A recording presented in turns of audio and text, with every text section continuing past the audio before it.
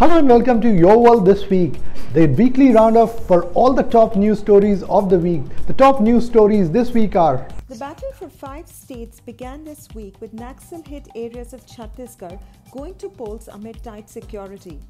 In the first phase, elections were held in 18 constituencies and the voter turnout was 70%. In the second phase, scheduled to be held on November 20th, votes will be cast for the remaining 72 constituencies in the BJP-ruled state. This will be followed by single-phase elections in Madhya Pradesh and Mizoram on November 28th and in Rajasthan and Telangana on December 7th. Counting of votes for all 5 states will be held on December 11th.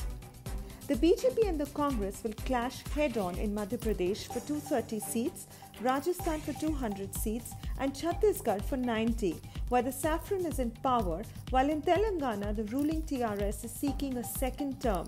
In Mizoram, the Congress is the ruling party. Various parts of the country withstood the vagaries of nature, with Tamil Nadu in the south at the mercy of Cyclone Gaja and Himachal Pradesh in the north shivering under early snowfall. The NCR's pollution woes continued into this week as well. At the time of recording, 12 people were reported dead and 1 person injured as Cyclone Gaja struck the Nagapattinam district in Tamil Nadu, leaving trees uprooted and houses damaged. The storm crossed the Tamil Nadu and Puducherry coast, leaving chaos in the Thanjavur and Tiruvallur districts. The government authorities were on high alert. In Himachal Pradesh, tourist spots including Lahore Spiti, Manali, Kinnaur and Kelong experienced early snowfall with more predicted, while rain hit towns including Shimla, Kufri, Manali, Dalhousie, Narkanda, Dharamshala and Palampur. The coldest temperature was recorded at -3.3 degrees Celsius in Kelong, followed by 1 degree Celsius in Kalpa and Manali at 1.2 degrees Celsius. The officials of Uttarakhand, Himachal Pradesh and Jammu and Kashmir have been advised to keep a track of the situation and monitor the snowfall and avalanche in the higher altitudes. Though citizens in the NCR got a brief respite from air pollution as isolated rain showers hit the city, the air quality continued to be in the poor to very poor category. The forecasts for the week say that it will continue to be the same. Stan Lee, the co-creator of iconic comic characters including Iron Man, Spider-Man, the Fantastic Four, Hulk and the X-Men, passed away earlier this week. Born in 1922 to poor working-class Jewish immigrants from Romania, Stanley Martin Lieber got a job in timely publications that would eventually become Marvel Comics. He was assigned to the comics division and rose to editor by the age of 18. For more than 20 years, he wrote crime stories, horrors, westerns to meet the appetite of his juvenile readership. He assumed the dumb name Stan Lee, which he later legally adopted. After a rival comic came up with super team consisting of Batman, Superman and Wonder Woman, Timely needed to respond. In 1961, Lee created the Fantastic Four and gave each character individual everyday teenage problems such as dandruff and acne. They would frequently fall out with their parents and each other. Then came Spider-Man, the Hulk, the Mighty Thor, Iron Man and all grappled with problems like drug abuse, bigotry and social inequality. Lee gave the characters and the artists responsible for the comic designs credits for their work, something unheard of. And so Jack Kirby, Frank Miller, John Romita and others achieved cult status in their own right.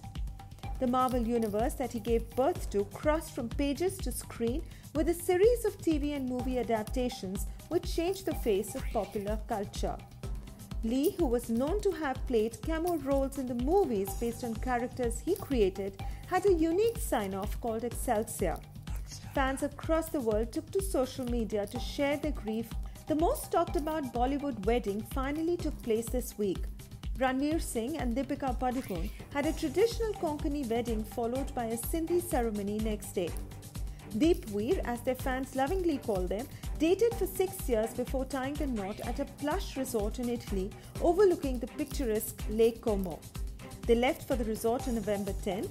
The wedding was attended by only 30 to 40 close friends and family. The access to the resort was restricted and as a result only a few visuals of the ceremony were available. The disappointed fans took to social media, generating memes about the long wait to get a first look of the married couple.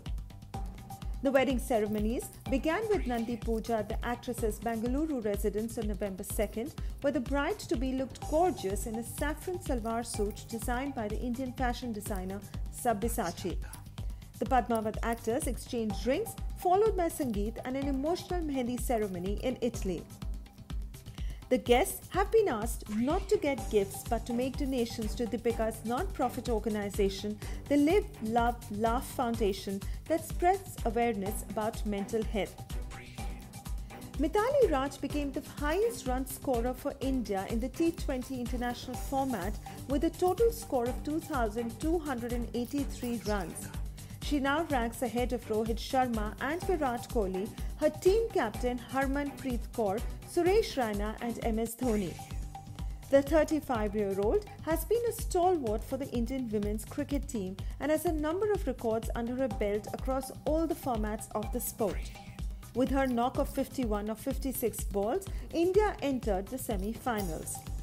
Raj now surpasses New Zealand's Martin Guptill, who is the highest T20 run scorer among men cricketers. However, she is still the fourth highest T20 scorer in the world, standing behind Susie Bates, Stephanie Taylor and Charlotte Edwards.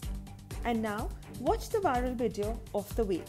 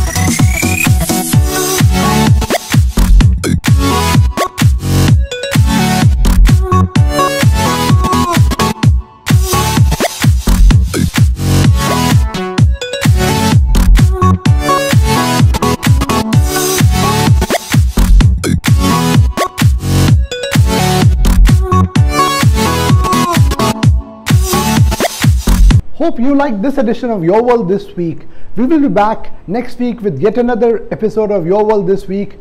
Have a good day.